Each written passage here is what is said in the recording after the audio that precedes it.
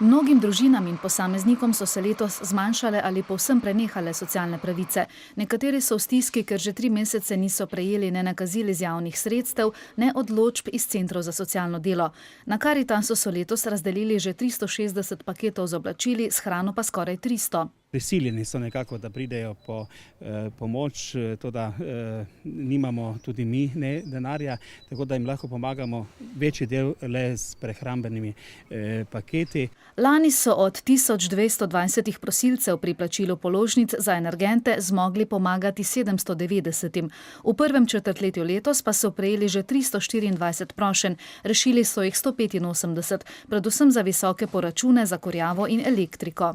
Sigurno 20 do 25% več, pa še sedaj se bo pokazalo, ljudje so le imeli neke rezerve. Medtem ko je bilo priti po paket humanitarne pomoči še pred nedavnim skoraj sramota, je zdaj to neizogibna realnost za marsikoga, da prehrani sebe ali družino. A tudi tu zaloge pohajajo, nove naj bi prišle šele junija.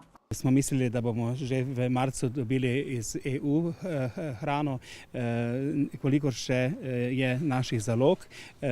Drugače pa mislim, da tudi mi ne bomo imeli potem, da ne bomo mogli dati prehrambnih paketov, da bo treba počakati, ko bo prišla hrana iz EU.